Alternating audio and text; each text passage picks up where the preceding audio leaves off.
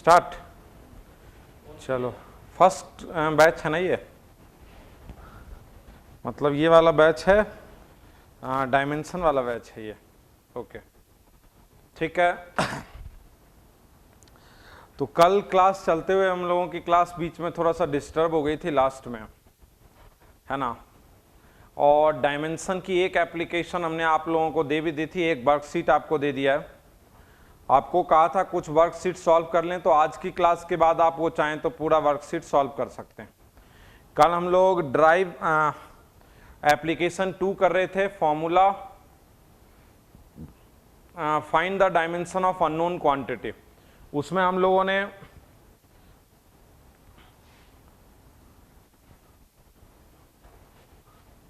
Good morning, अब थोड़ा सा पढ़ने पर ध्यान दे दें। तो हम लोगों ने जो बात कर लिया था उसमें एप्लीकेशन 1 की बात कर ली थी, to check the correctness of formula. Application 2 कर लिया था हम लोगों ने। ये वेक्टर वाला बैच है। ओह ठीक है, सॉरी, वेक्टर वाला बैच है, ठीक है, चेंज करते हैं इसको। वेक्टर में हम लोगों ने क्या क्या कर लिया था वो देखें। ओके, वेक्टर बैच है ये भाई। तो वेक्टर में हम लोगों ने क्या कर लिया था वो जरा हम लोग देखते हैं एक बार। हमने आपको वेक्टर का एक नोट्स भेज दिया है, ठीक है, वेक्टर का नोट्स हमने भेज दिया है।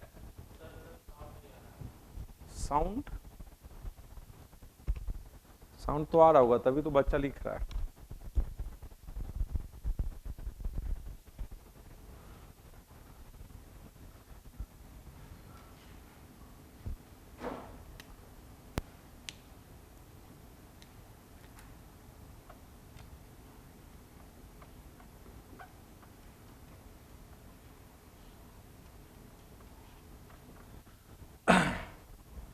ध्यान देंगे जरा, वेक्टर में हमने क्या क्या बात की है वो जरा समझेंगे एक बार। वेक्टर में हम लोगों ने जो बात किया है,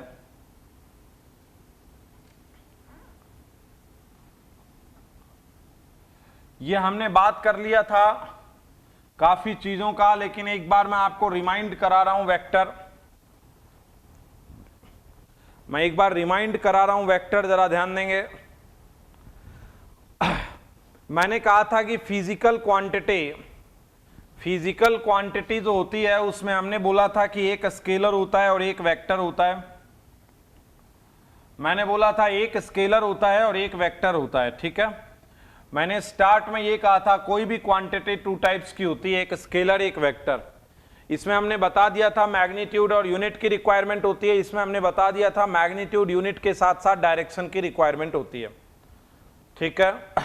मैग्नीट्यूड और यूनिट के साथ साथ डायरेक्शन की भी रिक्वायरमेंट होती है, ये बात हमने बता दिया था, ठीक है। तो ये स्केलर क्वांटिटी हो गया, ये वेक्टर क्वांटिटी हो गया, ठीक है। ये स्केलर क्वांटिटी और ये वेक्टर क्वांटिटी।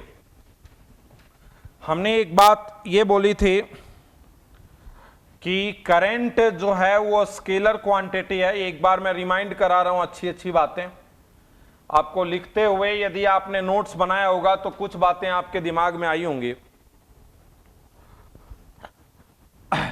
करंट जो है वो एक स्केलर क्वांटिटी है।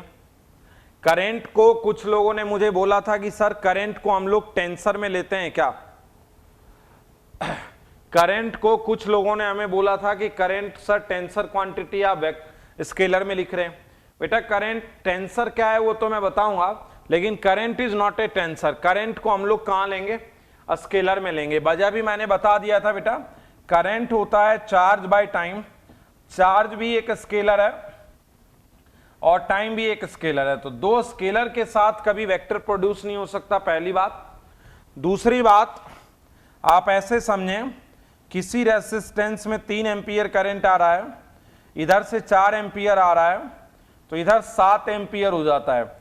ये सिंपल अलजेब्रा फॉलो करता है करंट। करंट जो फॉलो करता है वो सिंपल अलजेब्रा फॉलो करता है, ठीक है। सिंपल अलजेब्रा का मतलब अब समझ गए। 3 एम्पियर करंट यदि इधर से आ रहा है, 4 एम्पियर करंट यदि इधर से आ रहा है, तो 3 एम्पियर और 4 एम्पियर मिलकर के 7 एम्पियर हो जाता है। वहीं पे यदि ये वेक्टर होता तो 3 न्यूटन और 4 न्यूटन मिलके बेटा 5 न्यूटन बनाता। क्यों बनाता वो हम अभी बताएंगे। यदि ये वेक्टर होता तो 3 न्यूटन और 4 न्यूटन करके दोनों परपेंडिकुलर है तो 5 न्यूटन बनाता, ठीक है। लेकिन यदि ये स्केलर है तो अलजेब्रिक सम को फॉलो करता है। अलजेब्रिक सम, अलजेब्रिक हाँ तेजस्वी ये पूछता है बट करंट का डायरेक्शन तो होता है सर। यस, करंट की डायरेक्शन को शो किया जाता है बेटा, करंट का डायरेक्शन शो किया जाता है, लेकिन करंट एक स्केलर है, ठीक है। स्केलर क्यों है यही मैं समझा रहा हूं अभी तक कि यदि 3 एम्पियर करंट एक रेसिस्टेंस से आ रहा है और 4 एम्पियर इधर आ रहा है तो 7 एम्पियर हो जाता है। यदि ये वेक्टर होता तो 5 एम्पियर हो जाता। जबकि ये सिंपल अलजेब्रा फॉलो कर रहा है। पहली बात तो ये भी बताता है कि करंट एक स्केलर है। दूसरी बात कि चार्ज भी एक स्केलर है और टाइम भी एक स्केलर है। तो स्केलर और स्केलर मिलकर के स्केलर ही बनाएंगे। स्केलर और स्केलर से कभी वेक्टर नहीं बन सकता है, ठीक है। तो yes, we show the direction of current, it is always from higher potential to lower potential. Current के फ्लो की एक डायरेक्शन होती है हायर पोटेंशियल से लोअर पोटेंशियल, लेकिन करंट एक स्केलर है क्योंकि 2 स्केलर क्वांटिटी से बनता है, पहली बात, और सिंपल अलजेब्रा फॉलो करता है, दूसरी बात, ठीक है। ओके, विपिन कहता है कि टेंसर के बारे में कुछ बताइए sir, what do you mean bye tensor, tensor quantity क्या होता है। तो हम लोग टेंसर क्वांटिटी के बारे में बता रहे हैं मैं थोड़ा सा।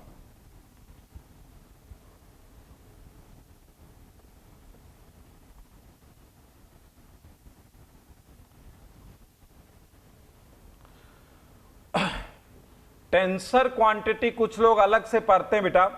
Tension is a multivariate quantity जिसमें बहुत सारे वेरिएबल होते हैं, ए multivariate quantity.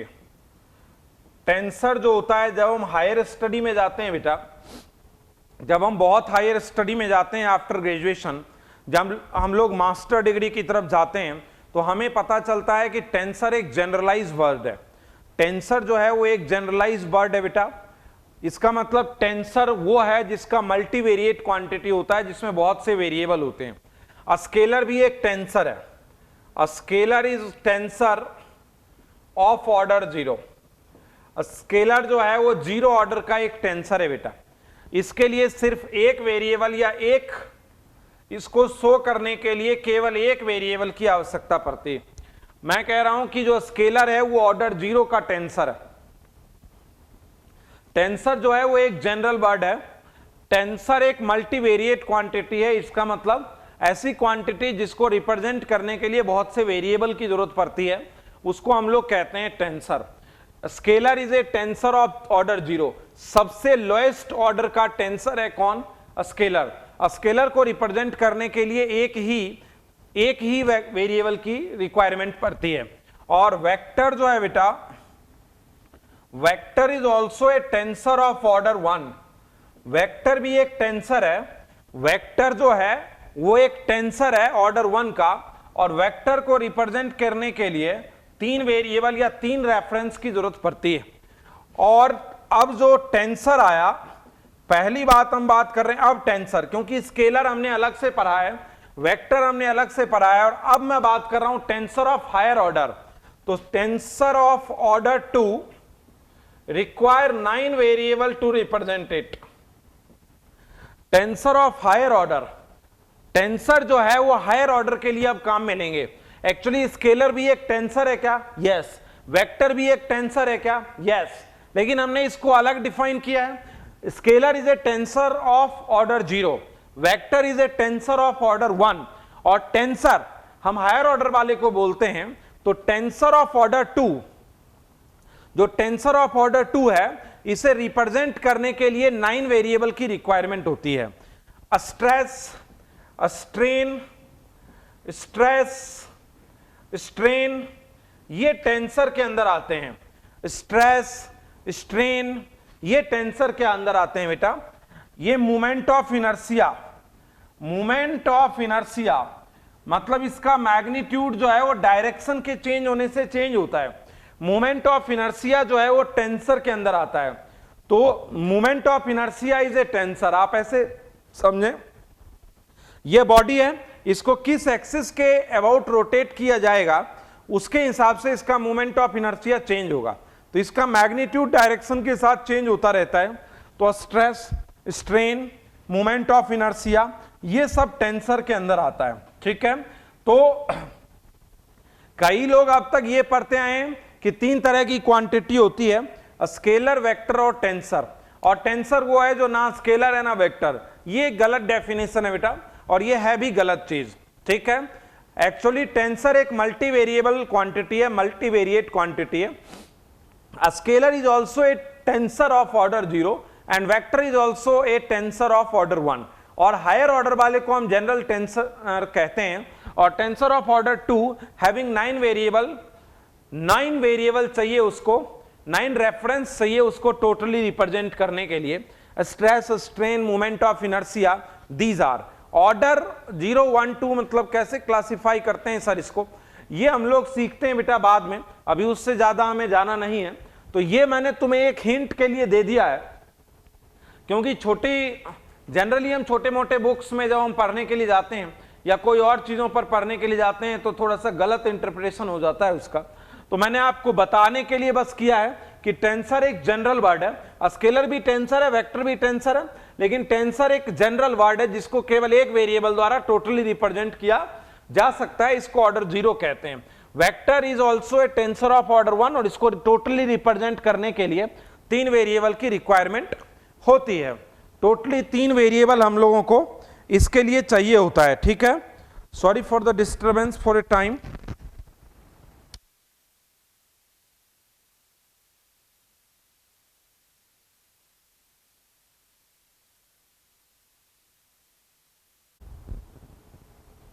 Mic start. Okay, तो आप बात को समझ गए होंगे, मैंने समझा दिया है कि टेंसर और ये क्या होता है। ठीक है, ओके, आगे बढ़ जाते हैं हम लोग थोड़ा सा।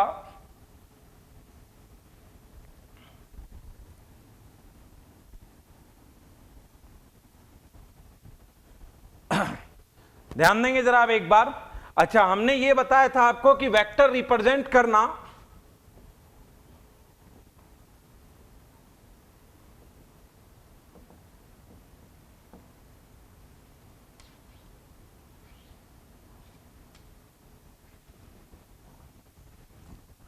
वेक्टर रिप्रेजेंटेशन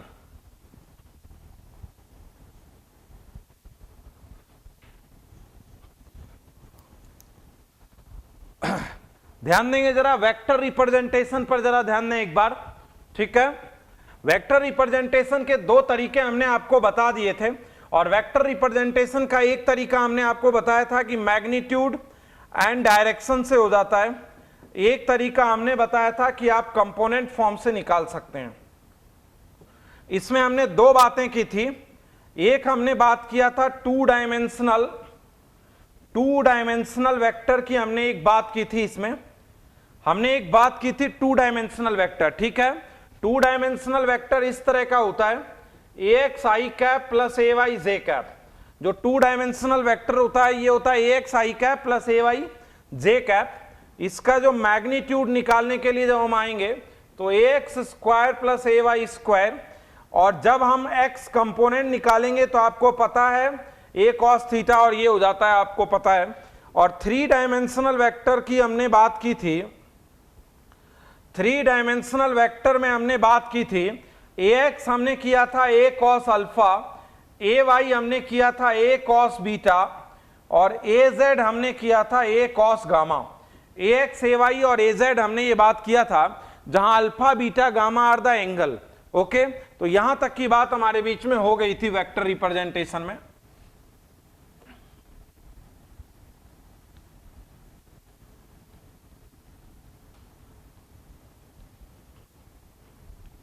ठीक है, तो अब यहीं से स्टार्ट करते हैं, जरा आप ध्यान दें। अच्छा, व्हेन कंपोनेंट फॉर्म गिवन,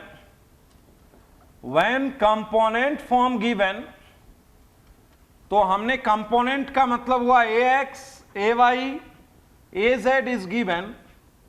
देखिएगा साउंड की क्लियरिटी में कुछ दिक्कत है।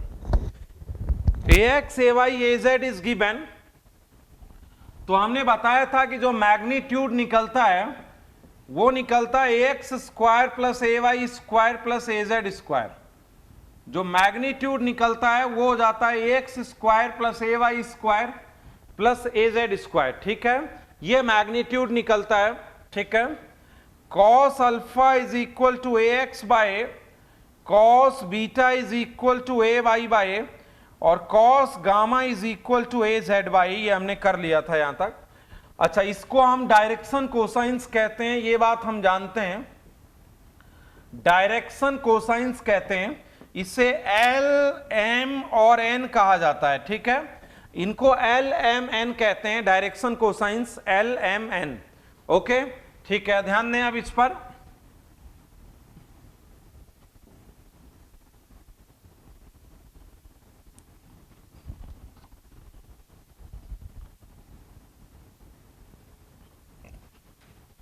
ओके, अब जरा ध्यान देंगे आप। अब यहां पर मैं कह रहा हूं L square plus M square plus N square is equal to 1। L square plus M square plus N square is equal to 1। ये हो जाएगा cos square alpha cos square beta cos square gamma is equal to 1। Cos square alpha cos square beta cos square gamma is equal to 1 हो जाएगा ये। ठीक है, okay, अब ध्यान देंगे जरा। यहां कॉस अल्फा कहते किसको हैं? ए एक्स बाय ए का whole square, a y by a का होल स्क्वायर और ए जेड बाय ए का whole square is equal to 1। A x square plus a y square plus a z square upon a square is equal to 1 और ये हो जाएगा a x square plus a y square plus a z square is a square और a हो जाएगा a x square plus a y square plus a z square. जो ए हो जाएगा वो हो जाएगा a x square plus a y square plus a z square, यही तो था। अच्छा, ये 1 हो जाता है, इसका प्रूफ भी यहां पे दिख जाएगा। यदि हम वैसे कहें तो आप ऐसे समझ लें, यदि मैं इसको हटा दूं तो भी आप ऐसे समझ लें कि ऊपर वाला ए स्क्वायर हो जाएगा और दिस 1 बिकम्स 1। तो कहता है cos square alpha plus cos square beta plus cos square gamma is equal to 1। ठीक है, cos square alpha plus cos square beta plus cos square gamma is equal to 1 होता है। ठीक है, ओके, अब बात समझें। इसी को हम और क्या लिख सकते हैं? अल्फा बीटा गामा यहां पे क्या है? अल्फा बीटा गामा जो है वो है angle made from X Y and Z axis. Angle made from X Y and Z axis, this are the alpha beta and gamma. अच्छा, ध्यान देंगे जरा। यहां पे मैं ये भी लिख सकता हूं sine square alpha plus sine square beta plus sine square gamma is equal to what? तो देखो, साइन स्क्वायर अल्फा को मैं लिखता हूं 1 minus cos square alpha 1 minus cos square beta और 1 माइनस कॉस स्क्वायर गामा। तो ये हो जाएगा 3 minus cos square alpha minus cos square beta minus cos square gamma. ये हो जाएगा 3 minus common cos square alpha plus cos square beta plus cos square gamma और ये हो जाएगा 3 माइनस 1। तो यदि हम निकालें sign square alpha plus sine square beta plus sine square gamma तो इसकी जो वैल्यू है वो 2 हो जाती है। Sign square alpha plus sine square beta plus sine square gamma की जो वैल्यू है वो 2 हो जाती है। ये बात हम लोग समझ चुके हैं। ठीक है, एक एग्जाम्पल समझा रहा हूं, पहले अब समझे जरा। एक एग्जाम्पल समझा रहा हूं। एक वेक्टर है 3i cap plus 4j cap plus 5k cap. अब बात समझें। एक वेक्टर है 3i cap plus 5j cap 4j cap plus 5k cap. What is its magnitude? मेरा सबसे पहला क्वेश्चन है कि इसका मैग्नीट्यूड कितना है ये बताओ। इसका मैग्नीट्यूड क्या है वो बताओ। नंबर बी मेरा क्वेश्चन है कि इनके डायरेक्शन कोसाइंस लिखिए। इनके डायरेक्शन कोसाइंस लिखिए। ये मेरे 2 क्वेश्चन हैं कि एक तो इसका मैग्नीट्यूड बताइए और एक इसका डायरेक्शन कोसाइंस लिखिए। ये मेरे 2 क्वेश्चन है इसमें। ठीक है, एक वेक्टर है 3i plus 4j plus 5k और मैग्नीट्यूड ये हो गया और डायरेक्शन कोसाइंस इसका बताना है। तो what is its magnitude? Magnitude is equal to हो जाएगा ये 3 का स्क्वायर प्लस 4 का स्क्वायर प्लस 5 का square, ax square plus ay square plus az square. Good Aditya. ax square plus ay square plus az square. तो मैग्नीट्यूड इसका जो हो जाएगा ये हो जाएगा इसका 5√2, मैग्नीट्यूड इसका हो जाएगा 5√2। और डायरेक्शन कोसाइंस, हम लोग इसके डायरेक्शन कोसाइंस की बात कर रहे हैं। अब जरा समझना, what do mean by direction cosines. Cos alpha बराबर होता है ax by A, cos beta बराबर होता है ay बाय ए, और cos gamma is equal to az by A. ax क्या है बोलो, 3/5√2, और ये क्या हो गया बोलो 4/5√2, और ये क्या हो गया 5/5√2, तो 1/√2। अच्छा, कॉस गामा की वैल्यू 1/√2 आई, तो गामा यहां पर 45 डिग्री का एंगल, मतलब ये जो गिवन वेक्टर है ये जेड एक्सिस के साथ कितना एंगल बनाता है, जेड एक्सिस के साथ ये जो एंगल बनाता है ये 45 डिग्री का एंगल बनाता है। 3/√50, 4/√50 एंड 5/√50। Good, very good. ये जो है ये, अच्छा अल्फा क्या होगा बोलो इसका, अल्फा होगा cos इनवर्स 3/5√2, बीटा क्या होगा इसका cos इनवर्स 4/5√2।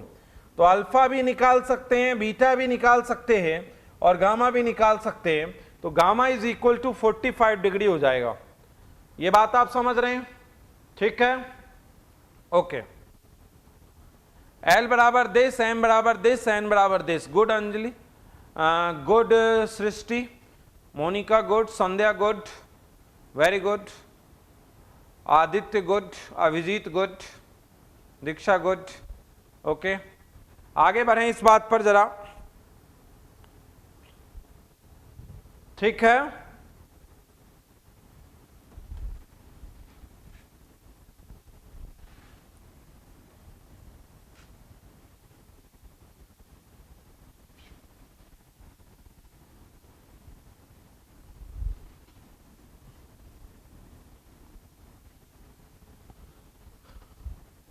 ये बात आप समझ गए, good.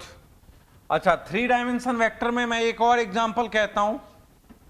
A vector makes equal angle, a vector makes equal angle from x axis, Y axis and Z axis.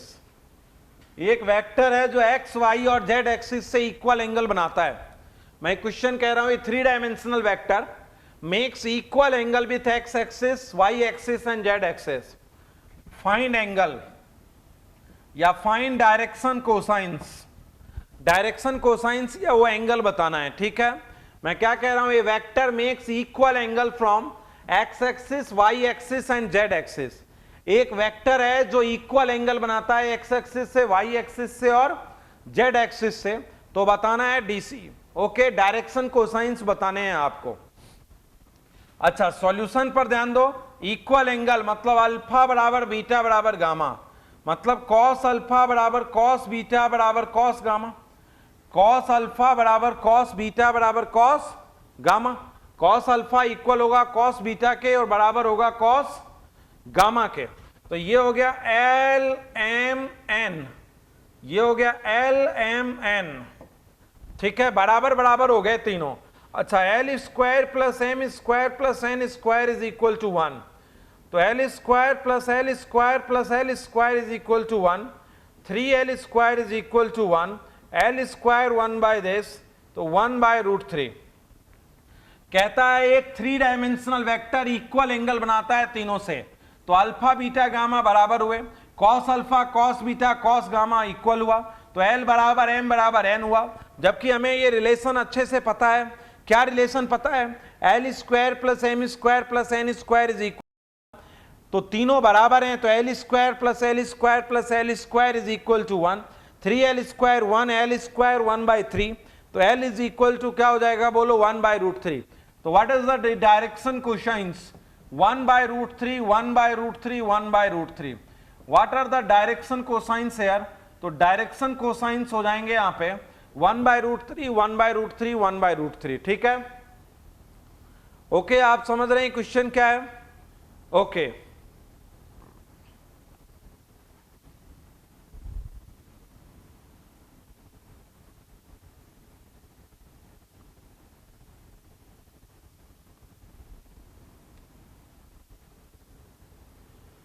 एक और एग्जांपल कह रहा हूं, ये 3 dimensional vector,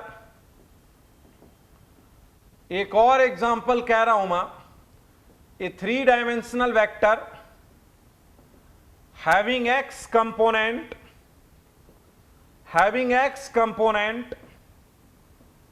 double than y component, जिसका x कंपोनेंट y कंपोनेंट के साथ डबल है, it makes an angle 45 degree, it makes an angle 45 degree from z axis, its magnitude is 5√2,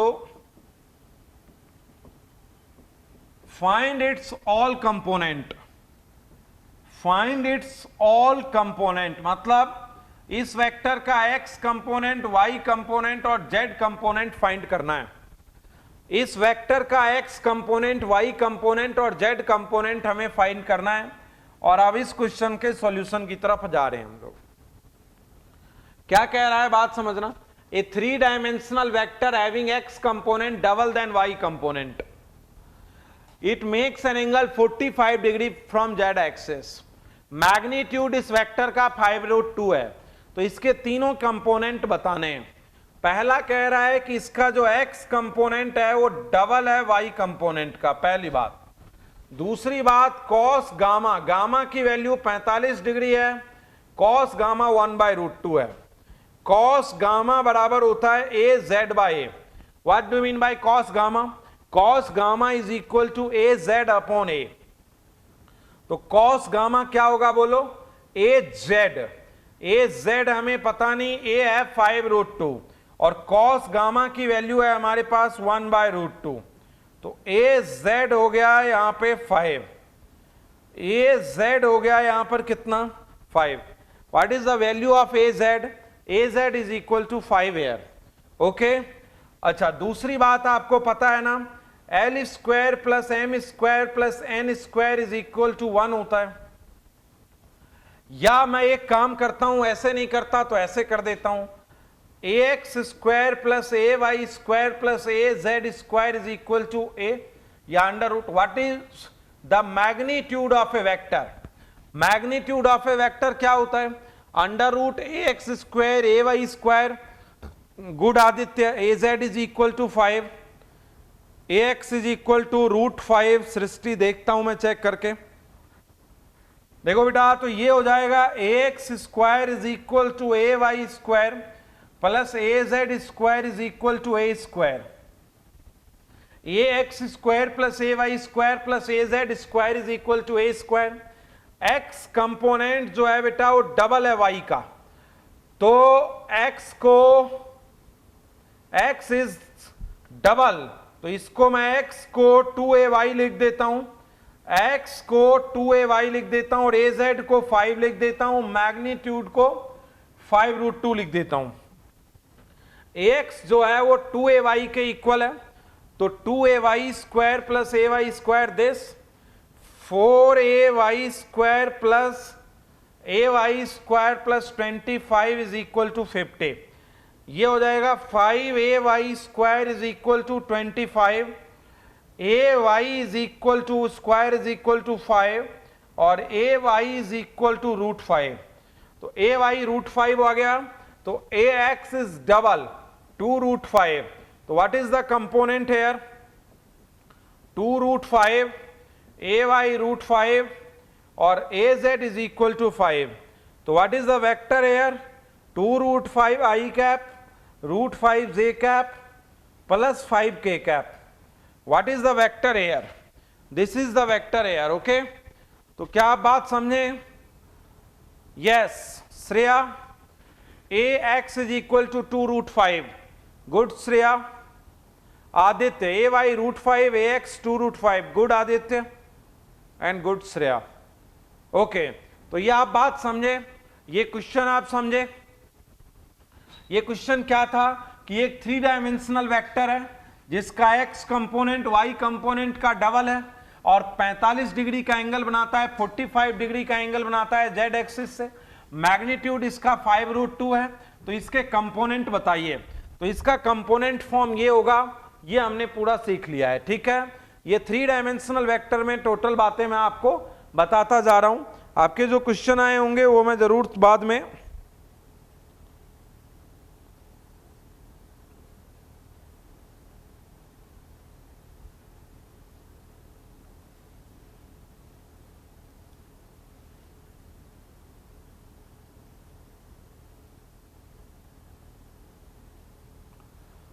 ठीक है। अच्छा, आगे ध्यान देंगे जरा अब एक बार नेक्स्ट एग्जांपल पर जरा ध्यान दो।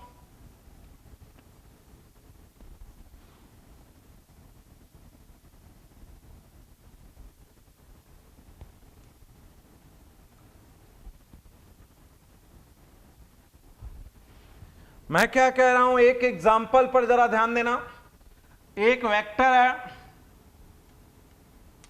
एक वेक्टर है, एक वेक्टर है ये, जिसके x कंपोनेंट, ये x एक्सिस है, ये y एक्सिस है, जिसके x कंपोनेंट ax है, जिसका y कंपोनेंट ay है, इसका x कंपोनेंट है बेटा n+1 एंड 1 या n एंड 3 है। इसका x कंपोनेंट n है, इसका y कंपोनेंट 3 है। एक 2 डायमेंशनल वेक्टर है, एक वेक्टर है, केवल x y कंपोनेंट की बात कर रहा है, z कंपोनेंट की बात नहीं कर रहा। A vector which x component is n and y component is 3 in a given coordinate system. एक एक्स वाई कोऑर्डिनेट सिस्टम है जो अगले ने डिफाइन कर रखा है, और इस गिवन कोऑर्डिनेट सिस्टम में ए का एक्स कंपोनेंट n है और y कंपोनेंट जो है वो 3 है। Now coordinate system is rotated bye angle 60 degree. Now coordinate system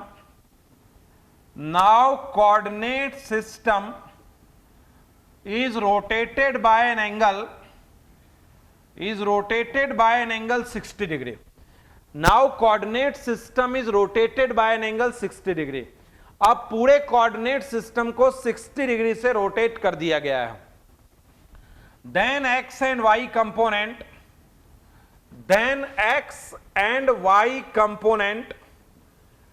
are n+1 and 1। पूरे कोऑर्डिनेट सिस्टम को 60 डिग्री से रोटेट किया। इसका मतलब समझ रहे हैं, पहले x एक्सिस इधर है, अब x एक्सिस यहां पे है, अब x एक्सिस यहां पे है, तो मैं ये नया x एक्सिस के लिए मैं x डैश कह देता हूं, जिसने प्रीवियस x वाली लाइन से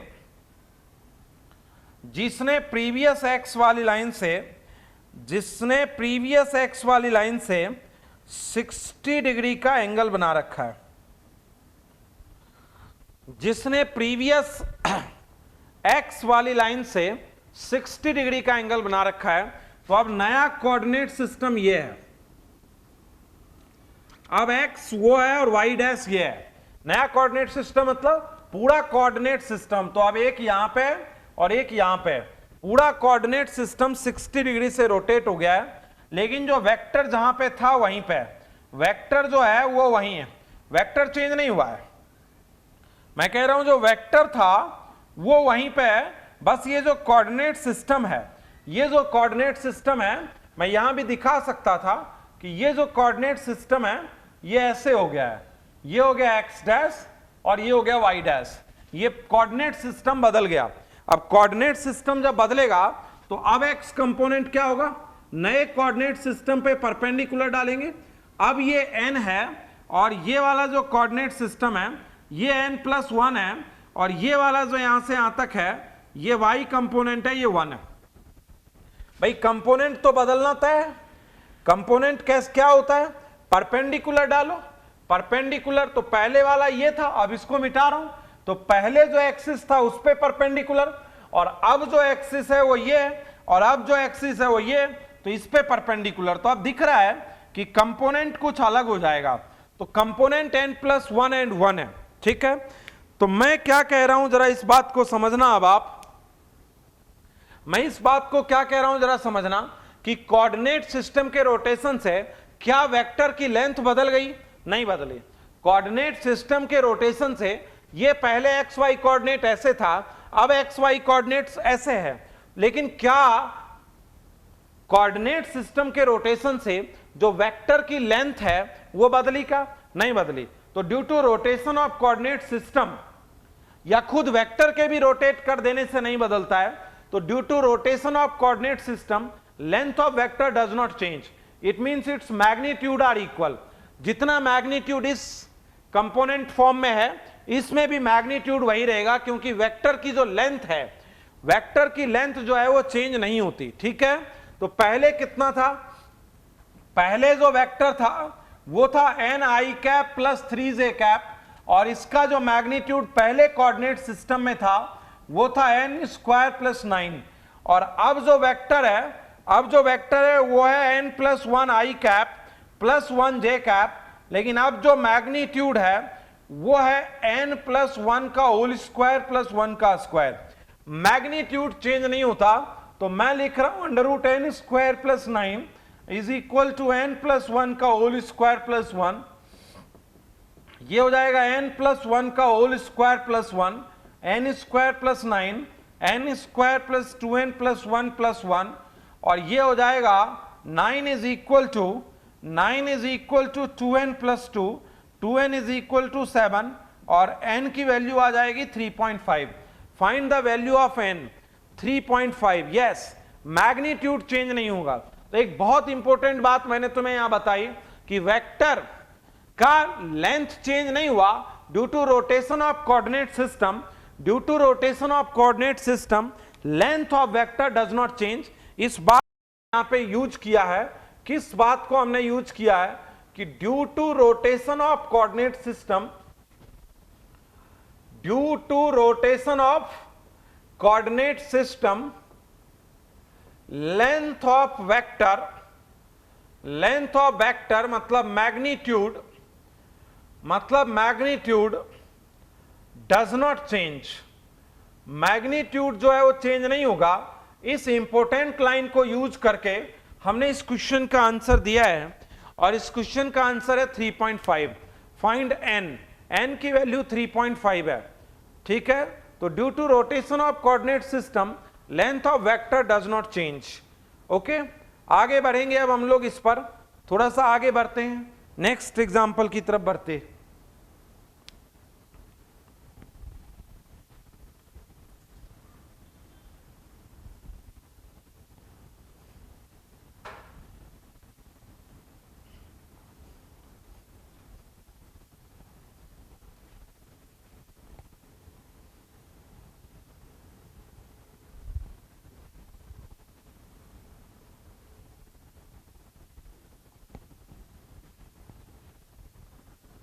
ओके, हम लोग एक और एग्जाम्पल करते हैं, जरा देखेंगे अपन। मैं एक एग्जाम्पल देख रहा हूं, जरा बात समझो।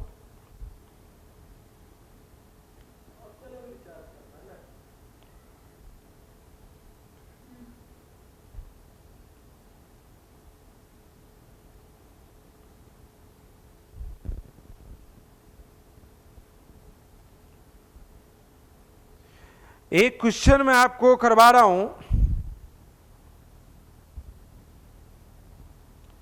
ये वेक्टर का एक वर्कशीट है, और वर्कशीट में मैंने आपको एक क्वेश्चन दिया है 10 नंबर।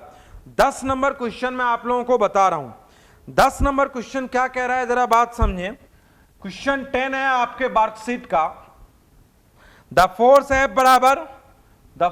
F बराबर I cap plus BJ cap plus 3K cap is rotated through an angle alpha, और नाउ इट बिकम्स, अल्फा से जब रोटेट कर देते हैं, now it becomes this J cap plus K cap, ये हो जाता है। B की वैल्यू बतानी है, B की वैल्यू बतानी है, ये क्वेश्चन अपने को करना है, ठीक है।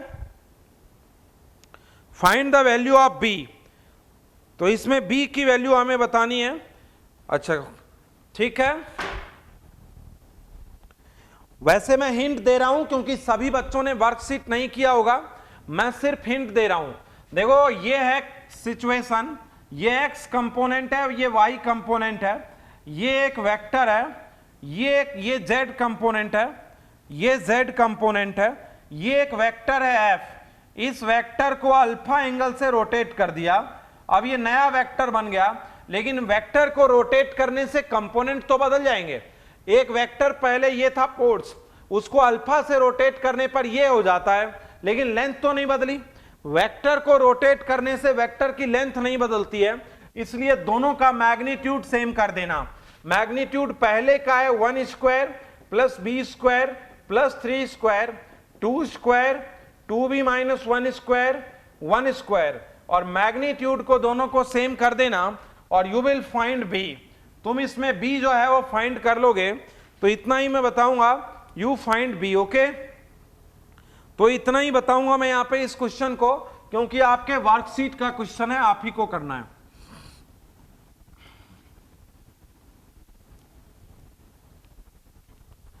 ध्यान देंगे जरा, types of vector.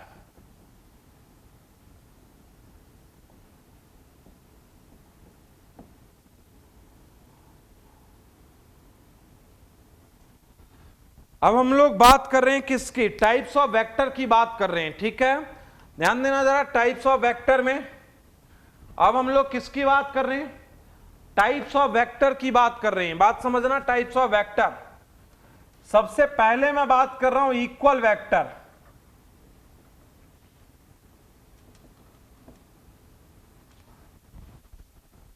Good Aditya. Types of vector में सबसे पहले मैं बात कर रहा हूं इक्वल वेक्टर।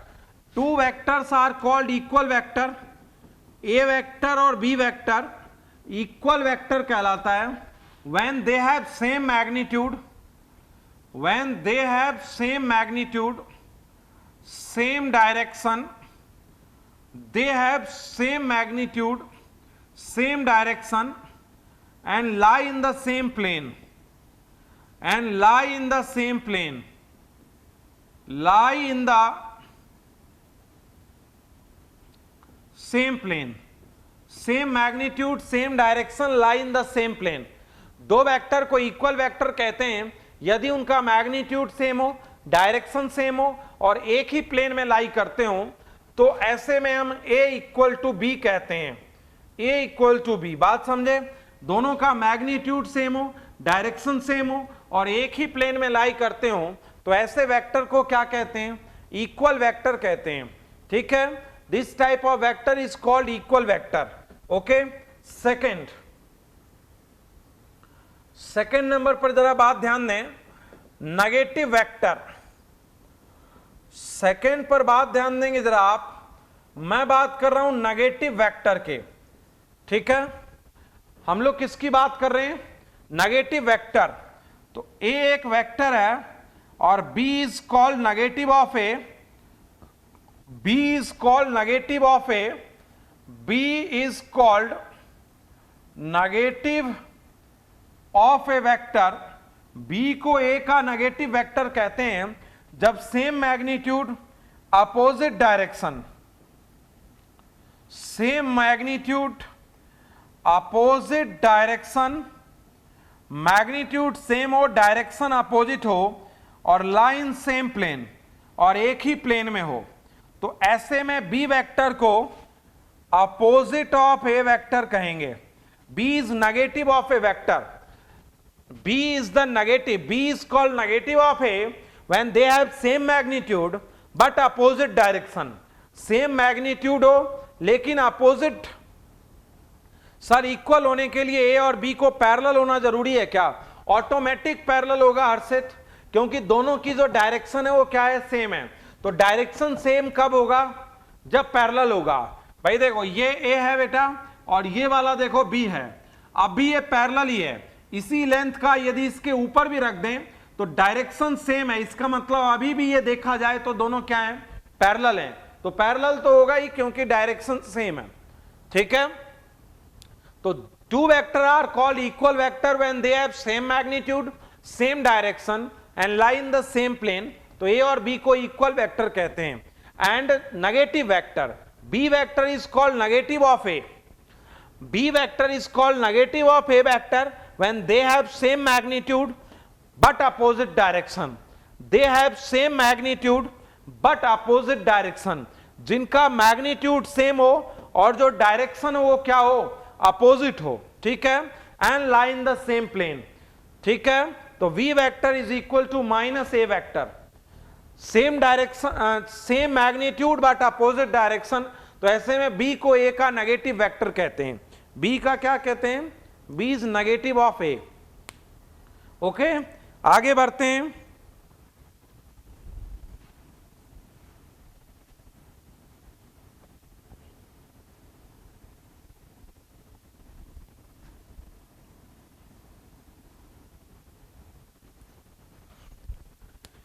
बात समझे, पोजीशन वेक्टर. 3 नंबर समझेंगे आप. पोजीशन वेक्टर, पोजीशन वेक्टर, तो किसी भी गिवन कोऑर्डिनेट सिस्टम में, किसी भी गिवन कोऑर्डिनेट सिस्टम में, ये गिवन कोऑर्डिनेट सिस्टम है एक्स वाई एंड जेड. किसी भी गिवन कोऑर्डिनेट सिस्टम में मान लो कोई पार्टिकल यहां P पर लाई करता है, ये ओरिजिन है, इसको हम लोग कहते हैं ओरिजिन, और ओरिजिन को हम लोग 0 0 0, ओरिजिन को हम लोग 0 0 0 कहते हैं. और लेट सपोज P के कोऑर्डिनेट x y और z हों. P के कोऑर्डिनेट जो हैं वो क्या हों, x y और z, तो इस वेक्टर को कहते हैं पोजीशन वेक्टर R. कहता है लेट सपोज x y और z एक कोऑर्डिनेट सिस्टम है. ये z ऐसे नहीं है बेटा, ये z देखा जाए तो ऐसे है, ये x एक्सिस है, ये y एक्सिस है और ये है z एक्सिस. ये उस प्लेन में नहीं है, z एक्सिस ये है. और ऐसे में लेट सपोज यहां पे कोई पार्टिकल है, तो इसको कहेंगे पोजीशन वेक्टर. तो what do mean bye position vector, coordinate system में किसी पार्टिकल के पोजीशन को शो करने वाला वेक्टर पोजीशन वेक्टर कहलाता है. और पोजीशन वेक्टर यहां ओपी है, जिसे हम आर वेक्टर कहते हैं, जो x i cap plus y plus z k cap के इक्वल हो जाएगा. ठीक है, इसका मतलब समझना आप, जैसे मैं कहता हूं ये x, y और z एक गिवन कोऑर्डिनेट सिस्टम है और इसमें एक पार्टिकल की पोजीशन 3, 4, 5 है. एक पार्टिकल की पोजीशन जो है वो 3, 4, 5 है. तो what is the position vector, तो पोजीशन वेक्टर हो जाएगा, बोलो 3i cap plus 4j cap plus 5k cap. ये हो जाएगा इसका पोजीशन वेक्टर. ठीक है, पार्टिकल के कोऑर्डिनेट दिए हुए हैं, ओरिजिन 0 0 है, 0 0 0, तो what is the position vector, position vector हो जाएगा बेटा 3i cap plus 4j cap plus 5k cap. This one is the position vector. ठीक है, 3i कैप x एक्सिस के अलोंग, i कैप कहते हैं y एक्सिस के अलोंग k कैप, और j के अलोंग डायरेक्शन को k कैप कहते हैं. तो what is the position vector, 3i cap plus 4j cap plus 5k cap. Okay, ठीक है, आगे बढ़ें. डिस्प्लेसमेंट वेक्टर,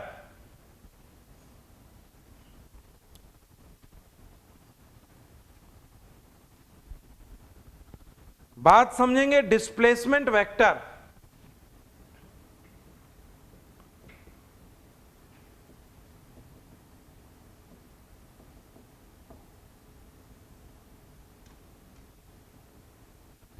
हम लोग किसकी बात कर रहे हैं, बोलो.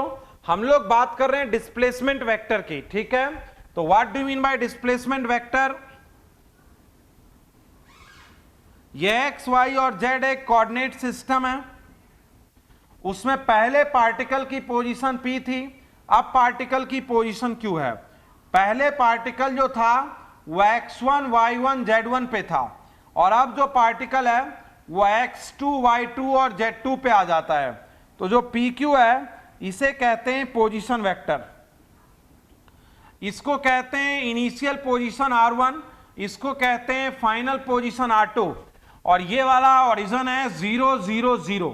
कहता है कि एक पार्टिकल की इनिशियल पोजीशन P थी और बाद उसकी फाइनल पोजीशन Q हो जाती है. P के कोऑर्डिनेट x1 y1 z1 है और q के कोऑर्डिनेट x2 y2 z2 हैं, तो what is the displacement vector, कहां से कहां आया, पहले p पॉइंट पर था और अब q पॉइंट पर आया, तो क्या है डिस्प्लेसमेंट वेक्टर, जो डिस्प्लेसमेंट वेक्टर है वो है बेटा pq वेक्टर।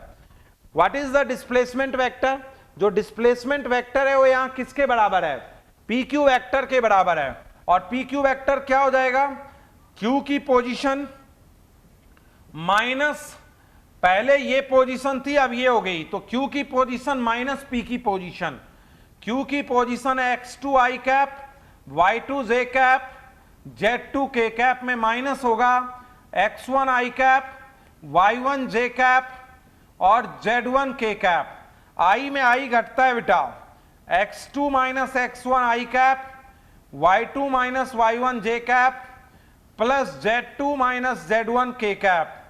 बात समझे, x2 minus x1 i cap, y2 minus y1 j cap और z2 minus z1 k cap हो जाएगा। ठीक है, तो एक एग्जांपल आप मुझे बताएंगे कि what is the displacement vector. मैं कह रहा हूं एक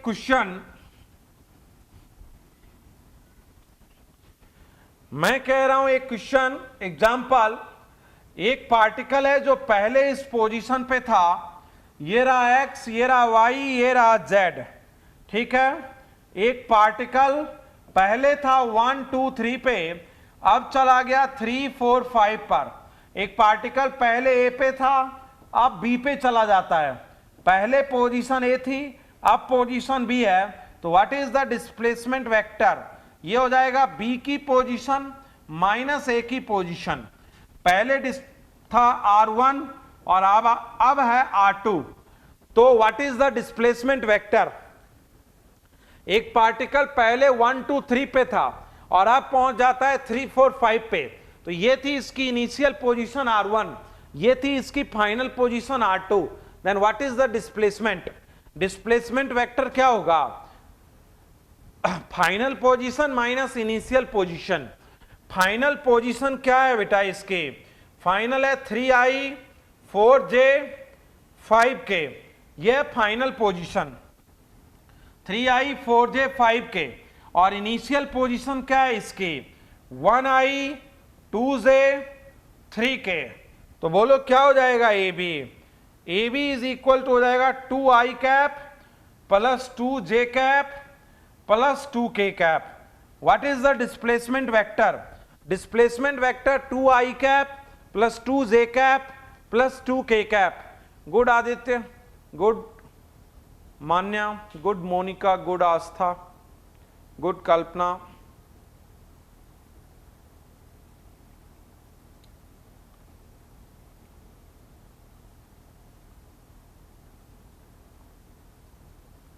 good Neeraj, good Srishti, good Swati. तो what is the displacement vector, displacement vector मतलब final position minus initial position. What do you mean by displacement vector, तो हम कह सकते हैं कि जो डिस्प्लेसमेंट वेक्टर है बेटा वो किसी की final position minus initial position है। व्हाट इज डिस्प्लेसमेंट, 3 4 5 से वेक्टर 1 2 3 में जा सकता है, बिल्कुल जा सकता है बेटा, बिल्कुल जा सकता है। दीक्षा कैसे जा सकता है, देखो ऐसे जा सकता है, जैसे एक पार्टिकल x y और z पे पहले मान लो 3 4 5 पे था, ये था इसका इनिशियल पोजीशन p इनिशियल, ये था इसका r इनिशियल, और चला गया ये कहां पे 1 2 3 पे, ये चला गया 1 2 3 पे, और ये है r फाइनल, और ये चला गया q पे। तो ऐसे में जो pq है बेटा, जो डिस्प्लेसमेंट है वो होगा r final minus r initial. अब ऐसे में फाइनल पोजीशन कौन है, 1i 2j plus 3k minus initial 3i 4j 5k, इसको माइनस करेंगे इसमें से। ठीक है, तो जा सकता है, ऐसा नहीं है। आंसर मिल गया होगा तुम्हें दीक्षा, गुड।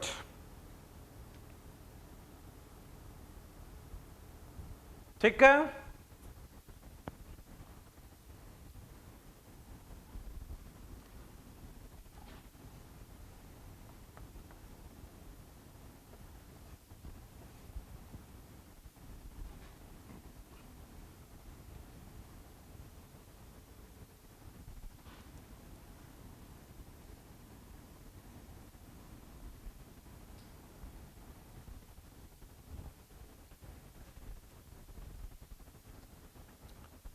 यस, आंसर माइनस में आ जाएगा। अच्छा, अब बात समझिए आप, यूनिट वेक्टर। यूनिट वेक्टर, हम डी पर बात कर रहे हैं बेटा, unit vector. Types of vector में हम लोग बात कर रहे हैं यूनिट वेक्टर की। टाइप्स ऑफ वेक्टर में हम लोग किसकी बात कर रहे हैं बोलो? यूनिट वेक्टर की बात कर रहे हैं।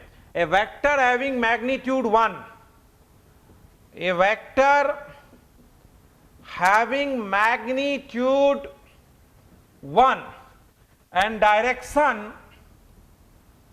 direction is in the given direction, is in the direction of given vector, is in the direction of given vector.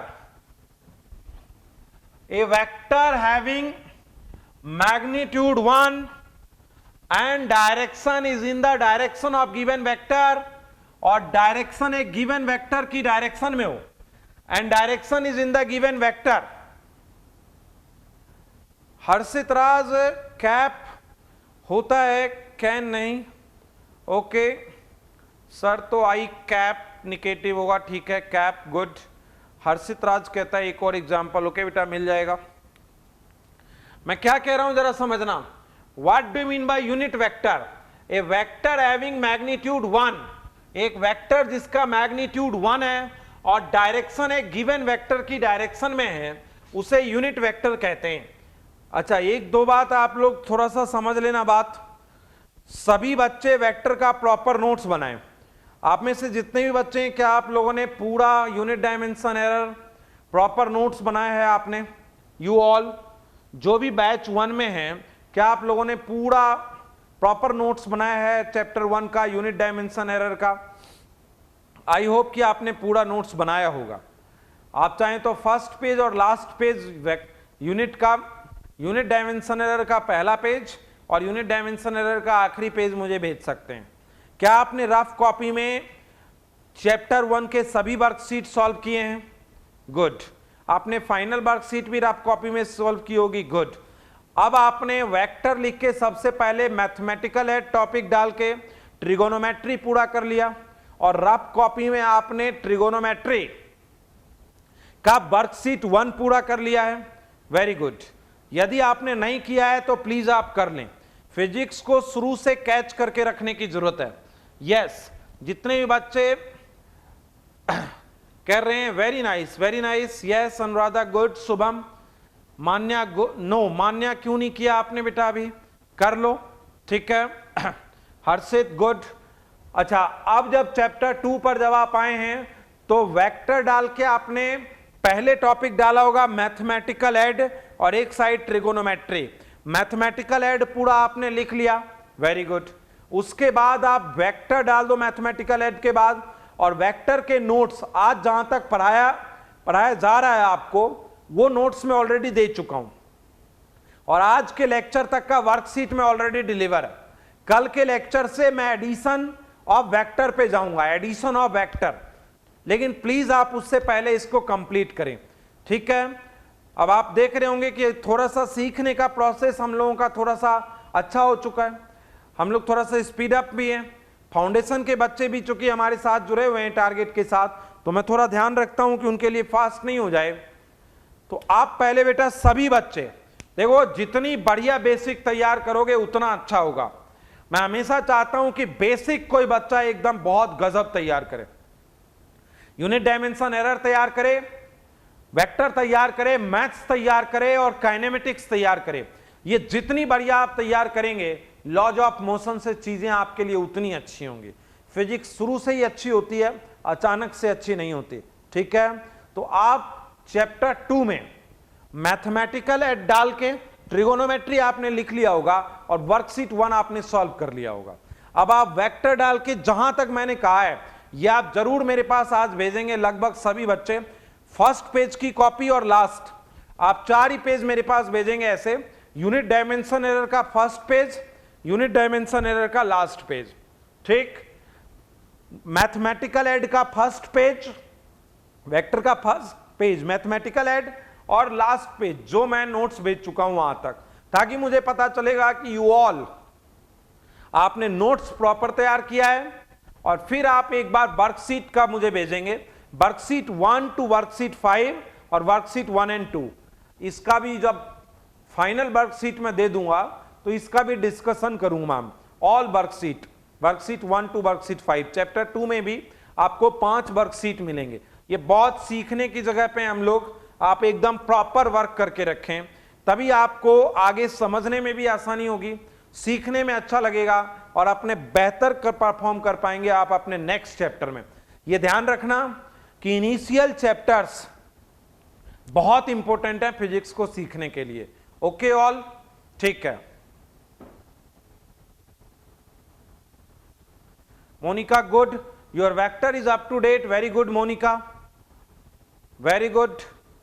बहुत बच्चे मेरे साथ काफी इंटरेक्टिव हैं, बहुत बच्चों के डाउट मेरे पास आते रहते हैं, मैं कोशिश भी करता हूं कि उनके डाउट का आंसर दे दूं, नहीं दे पाता हूं तो मैं बोल ही देता हूं कि नेक्स्ट डिस्कशन में हो जाएगा। अब जो वेक्टर का फाइनल डिस्कशन होगा वो 5 वर्कशीट के बाद होगा। अब जब मैं वेक्टर डिस्कस करूंगा वर्कशीट का, तो वो मैं 5 वर्कशीट टोटल दूंगा मैं आप लोगों को, तो वो 5 वर्कशीट के बाद होगा, ठीक है। 2 वर्कशीट जा चुका है और अप टू डेट आप मुझे एक बार first page last page 4 page भेजें, यूनिट डायमेंशन का फर्स्ट और लास्ट, वेक्टर का फर्स्ट और जहां तक हो गया वो लास्ट, ठीक है। और अप टू डेट करें आप प्रॉपरली, और आपका जो भी डाउट रहा हुआ है अभी तक, यदि वो डिस्कस नहीं हुआ है तो वहां भी क्वेश्चन मार्क बना के मुझे भेज दें कि सर इस वाले बात में मुझे अभी भी डाउट है, मैंने यहां तक जो अब तक पढ़ा है अब मैंने अप टू डेट कर लिया है, लेकिन इस वाले क्वेश्चन का आंसर मिलना बाकी है, तो मैं उसको इंक्लूड करूंगा बेटा। Okay okay, your name is Srishti, okay Monika.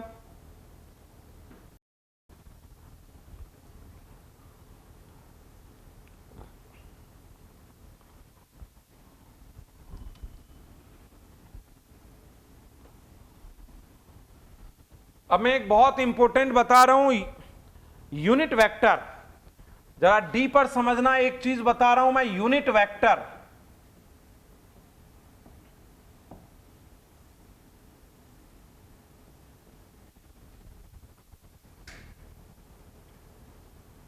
Abhijit पूछता है सर जो टेस्ट हुआ है उसके डाउट कब क्लियर करेंगे।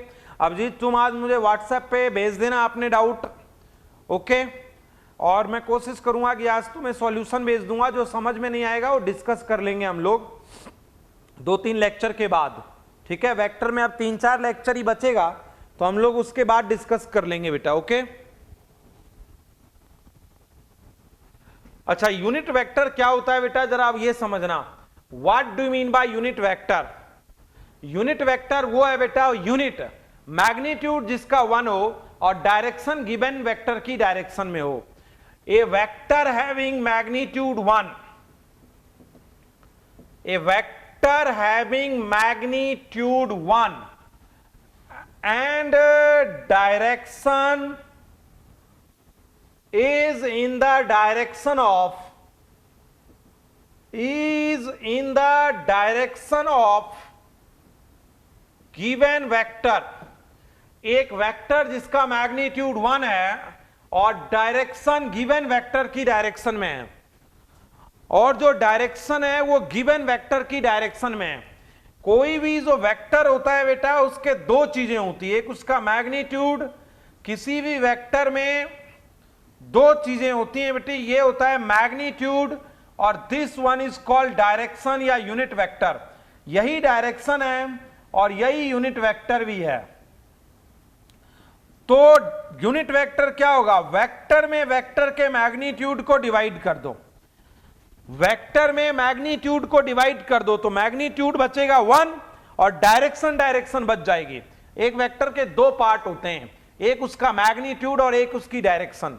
तो डायरेक्शन क्या होगी, वेक्टर अपॉन वेक्टर का मैग्नीट्यूड। तो किसी वेक्टर में जब उसके मैग्नीट्यूड को हम डिवाइड कर देंगे तो मैग्नीट्यूड बचेगा 1। जैसे 5i कैप में मैं 5 से डिवाइड कर दूंगा तो मैग्नीट्यूड बचेगा 1, बचेगी केवल डायरेक्शन।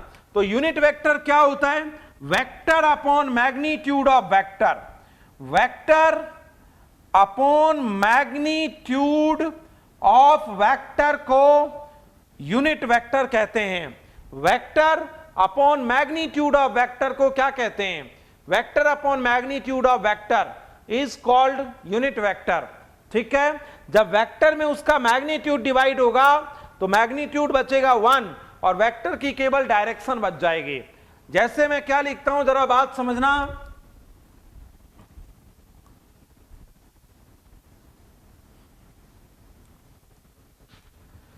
जैसे मैं लिखता हूं एक वेक्टर है 5i कैप, तो इसका यूनिट वेक्टर क्या होगा? तो वेक्टर अपॉन वेक्टर का मैग्नीट्यूड। तो 5i कैप का मैग्नीट्यूड है 5, तो ये होगा i कैप। एक वेक्टर है 3i cap plus 4j cap, इसका यूनिट वेक्टर क्या होगा? वेक्टर अपॉन वेक्टर का मैग्नीट्यूड। तो इस वेक्टर का मैग्नीट्यूड कैसे निकालेंगे? ax square plus ay square. तो क्या होगा बोलो? 3i plus 4j upon 9 plus 16, ये होगा 3i प्लस 4j बाई 5। अच्छा, इसी को मैं क्या लिख सकता हूं?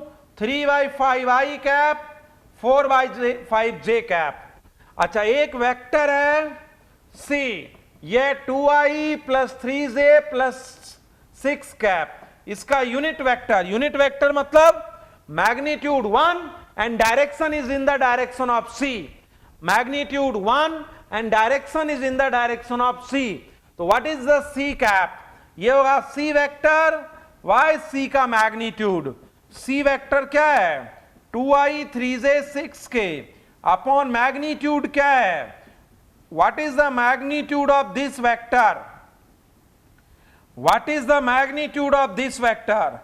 2i 3j 6k upon 4 plus 9 plus 36, 4 plus 9 plus 36, 2i 3j 6k upon 7, 40 और 9, तो ये हो जाएगा 7। तो c cap is equal to this, c cap is equal to 2i cap plus 3j cap plus 6k cap by 7। Okay, तो ये हो जाएगा यूनिट वेक्टर। समझ गए आप? तो what do you mean by unit vector? A vector upon magnitude. तो magnitude से जब डिवाइड करते हैं तो मैग्नीट्यूड हो जाता है 1 this.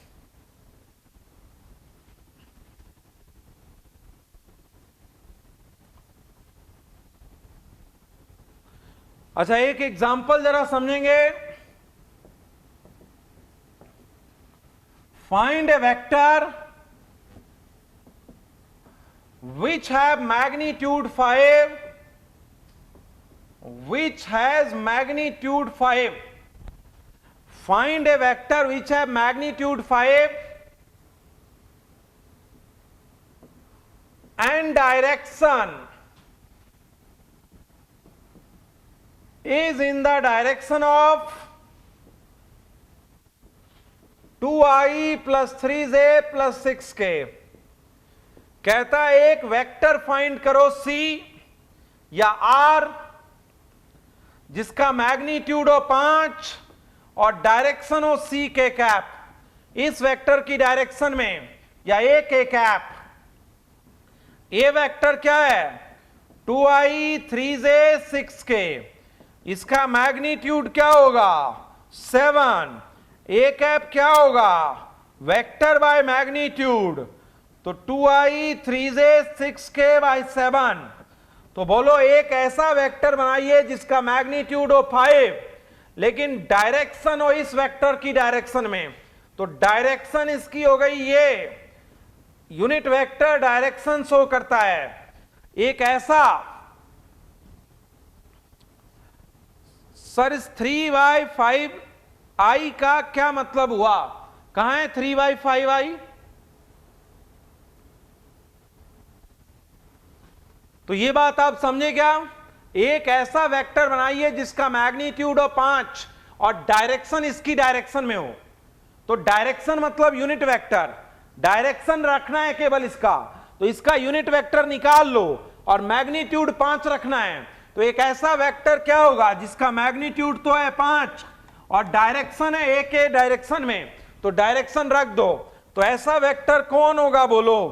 5/7, 2i cap, 3j cap, 6k cap. ये एक ऐसा वेक्टर है जिसका मैग्नीट्यूड तो 5 है। ये एक ऐसा वेक्टर है जिसका मैग्नीट्यूड तो 5 है, लेकिन डायरेक्शन इसकी डायरेक्शन में है। जो डायरेक्शन है वो इसकी डायरेक्शन में है। ओके, तो जरा बात को समझेंगे, यहीं से कंटिन्यू करें और आज तक के वर्क को जो आज तक का है टिल डेट उसे आप प्रॉपर कर लें। अगले लेक्चर से हम लोग एडिशन ऑफ वेक्टर की बात करेंगे। ठीक है, आज तक थोड़ा अप टू डेट करें। यदि आप में से कोई पीछे है तो प्लीज आप उसे थोड़ा सा ज्यादा प्रयास करके, थोड़ा सा आप ज्यादा काम करके आप इसको आज कंप्लीट करें। ठीक है, okay, thank you all. Hello students, हम लोगों ने वेक्टर में कल थोड़ा सा इवनिंग में वीडियो स्टॉप हो गया था और कुछ इंटरनेट इशू की वजह से हम लोग पूरा नहीं कर पाए थे एप्लीकेशन 2 को। डायमेंशन की एप्लीकेशन 2 आज हम लोग बात कर रहे हैं। डायमेंशन की एप्लीकेशन 2 पर to find the dimension of unknown quantity. आप एक रफ कॉपी पेज लेकर के बैठेंगे, find the dimension of unknown quantity निकालना है। हमने कुछ कर लिया था, 2-3 एग्जाम्पल 4 एग्जाम्पल कर लिए थे। आज हम लॉग वाले, साइन वाले, ई की पावर वाले एग्जाम्पल करेंगे। ठीक है, ओके, दीजिए यहां पे।